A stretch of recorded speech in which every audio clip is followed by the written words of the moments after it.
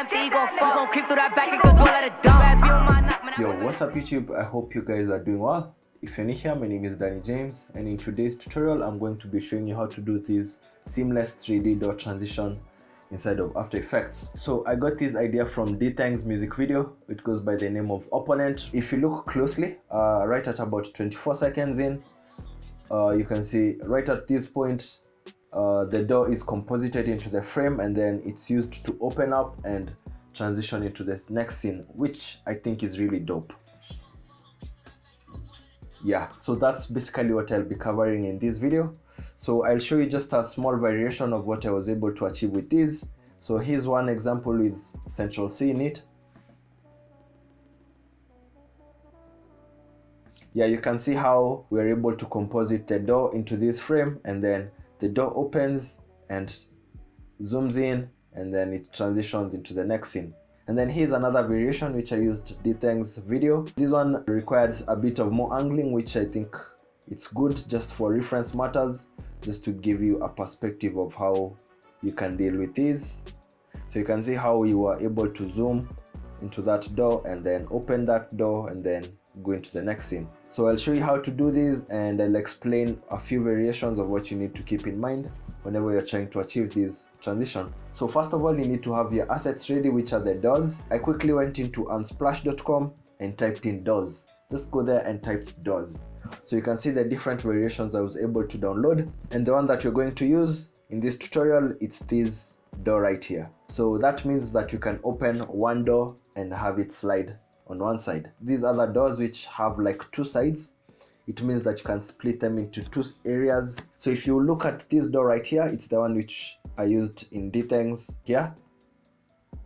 You can see that door. If I go inside that main comp, inside that door pre-comp, there is this door master, and then inside that pre-comp you can see the doors itself. Looking at my effect controls for this specific one, I used the CC toner to color grade and color match the door into the scene. This is the door that I used. So we used a CC toner to give it a color like this one, and then you're able to use it to transition in this scene. Real quick before we start the tutorial, remember you can always show your support by giving this video a like. You can also subscribe if you're watching me for the first time so that you never miss on my content. I'm also launching my new product, which is the Danny James Smooth Transitions Pack. They are set to release on 24th March, so that's something that you can also feel free to check out if you're interested. Okay, we'll use this clip to transition, so I'll just delete what we did and then it should start right here. Here's our first shot in the beginning, which is like a precursor to the main shot, which is right here. We'll create a door to transition into this other clip. I will hide the clip that you are transitioning into, and then I'll also squeeze it to my right so that you have some space right here to work with. So right at the end of your first clip right here, you want to get a freeze frame of that clip.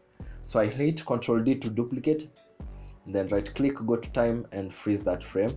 Extend it to your right hand side and then cut whatever comes before that. I'll also give it a different label color. We go from this clip into a freeze frame like that. So right in here, that's where we're going to bring our door. Get your assets and then bring your door in your scene. Okay, I said we'd use this door for this transition. So I already have it inside my comp. Here it is. So I'll just drop it into my comp like that. Okay, and then I'll hit S and scale it down like that. So before we do anything with this door, I'd like us to mask out the parts of the door that we're going to actually use. So we don't need all these items that are on the left, we just need the door frame and the door itself. You can just grab your masking tool, zoom into it. Let me just render at half. And then I'll draw a quick mask around the door. Okay, hit V so that you can go back to your selection tool. So now we have the door that you're going to use for this scene. Now on this step, we'll need to composite the door and frame it how we want it to. So first of all, I'll change this label color so that it can be easy to distinguish all these. So this is the door. Let me just rename it door. Now enable 3D for that layer. Now you want to place this door where you find it to be the most suitable area. Okay, so I'll use my selection tool to bring it right on this side. I'll also scale it down a bit more further like that. Now you can mess with the X rotation and Y rotation. And the importance of making it a 3D object is that you can shift the perspective so that it can best fit the area that you're going to place it. So we're going to bring it right about there. I'll just adjust the Y rotation a bit, and then I'll also hit P so that I can move the position where I want it best. And then you can also use the Z axis to push it further into the scene or away. So just use your best judgment to define these. Hit R so that you can keep on adjusting the rotation until you're able to find something that works best for you. So I've already adjusted the Z rotation and I think it looks good right here. Once you have your door where you want it to be, you can now pre-compose it by right clicking and then hit pre-compose. Let's name this door step 1. And then you want to move all the attributes into the new comp so that it doesn't come with the masks, and I'll show you why. So now that we have it in the new comp right here, we can also cut whatever is on our left since we don't need it and we are trying to keep our timeline very organized. Again, change it to a red, okay, just as I showed you earlier on. Now we need to subdivide this door into the frame and the door itself. Duplicate this pre-comp, name the first one door open, and then you can rename this other one door frame. So we'll need to cut out a mask of the frame and the door itself. Let's begin with the door itself. I will isolate that layer, zoom into it, take my masking tool, and then draw a quick mask around the door itself. So I'll go to the edges and then join that. Go back to your selection tool and then we can hit M on that layer. So this is our first mask, which is for the door. So we can copy that mask. Okay, let me isolate this other layer that is right beneath this layer. Paste the mask, Ctrl V, hit M on that layer, and then change the mask from an add to subtract. Now we have a perfect frame right behind it. So what it means, if I unisolate that layer, it means that if we hit P on this door open layer, if we hit P, we can squeeze it to the right to open and close it. Now for these two layers, hold shift, select the two layers, hit T. We need to add a keyframe for opacity. That is at 100. I'll go earlier where they begin and then put the opacity at 0 so that the doors appear gradually like that. So our sequence should look something like this. You can easy ease these keyframes, and then we'll need to add a keyframe for position for this door so that it can open. So you can either hit P or A. Either the anchor point or the position should allow you to move or shift these in any direction. So you can use the anchor point or the position keyframe. I'll enable the position keyframe right at this area, and then I'll go further in line right about 20 frames in, and then we'll animate the position to go to the right hand side. Make it easy ease, and now our animation should look something like this. Just make sure your freeze frame layer, which is right below, extends into the right, and then you should also rename this layer freeze frame. So just make sure you are able to follow these to the latter and open that door.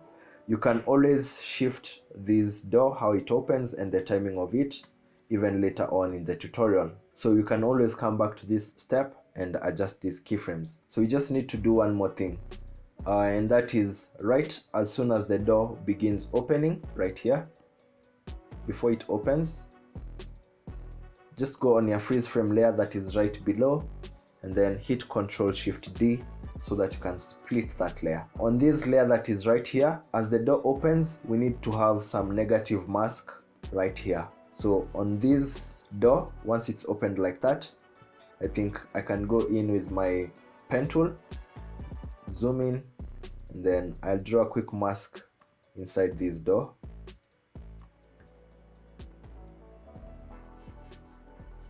And then connect that, then go to that, hit M, put a mask on subtract, so we have some negative space right inside that.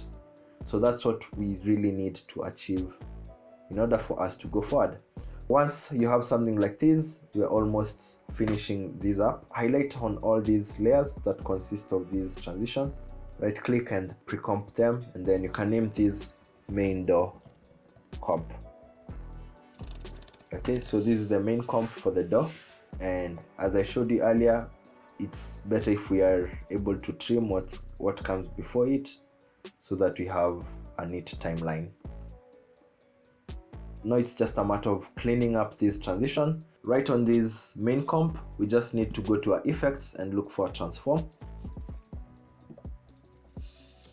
Put it on that layer, go to the effect controls, change the shutter angle so that you are able to use yours. So deselect this option, then put your own shutter angle.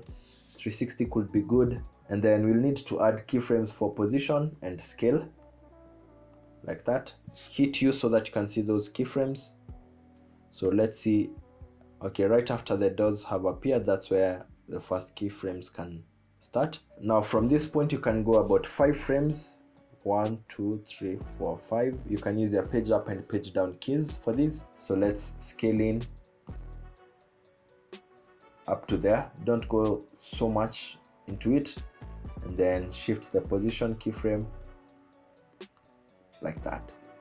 So it should animate like this, and then it should stay on this position for a few frames. So make sure these keyframes that are right here, you can copy them, Ctrl C, Ctrl V, so that they come up to here, and then it can pause for a second, and then we can now zoom completely into it. So now we will scale into it further, probably at around 1000, and then adjust the position. Okay, so that looks okay. It zooms in like that, stays, and then zooms in completely. Remember to put your keyframes on easy ease so we can preview these so far and see what you've created.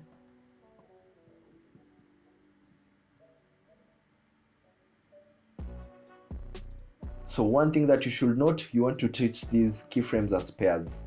So these 2 keyframes can be together, and then treat these other ones as separate. So by adjusting these keyframes, you get to determine how long it stays before it can zoom completely into it. If I play this back, yeah. Now let's just clean this up. Create a new adjustment layer here. Add a new adjustment layer. I'll give it a different label color, and then squeeze it so that it begins right on this main comp. And if you want, you can also have this adjustment layer just begin 2 frames before the main comp.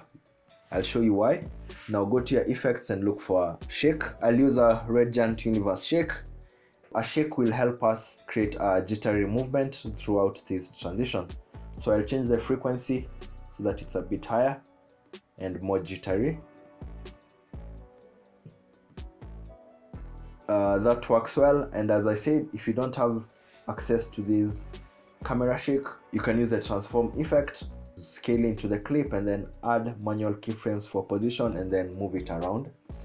And if you don't understand that, just check on my channel. I have a tutorial on how to create your own camera shakes. So that's basically the importance of this adjustment layer. And then you can make sure that it ends right at the end of this transition like that.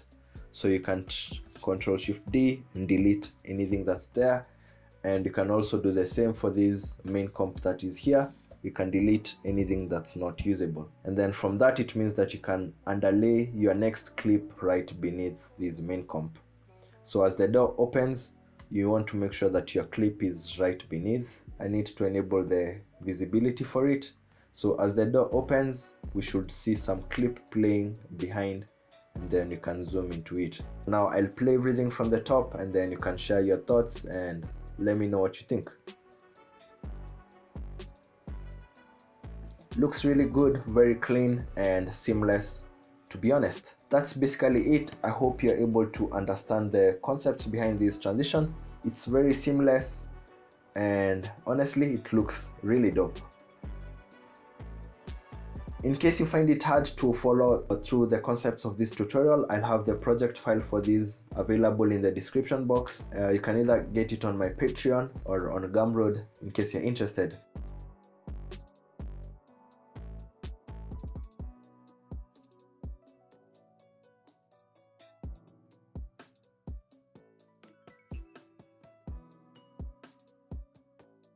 Okay, so real quick before we end this tutorial, I'd like to show you what I did with this clip right here with dthangs. If we go into the main comp for it, you can see we have the door master, and then we also have the freeze frame for this one, which opens it up like that. So inside this door master pre-comp, we have 3 doors. So we have the frame, and then we have the door left side, which opens up, and then you also have the door right side. So all these have masks for them. So it could feel a bit more complicated, but if you're able to go through this project file, you should gain a ton of value from it. Again, as I said, feel free to check out my digital store at dannyjames.co. I have preset pack slots that you might find useful. I'm also dropping the Danny James Smooth Transitions pack, which is launching on 24th March. Hopefully this video will be up by then, and feel free to check it out and support. My name is Danny James. See you on the next tutorial. Peace.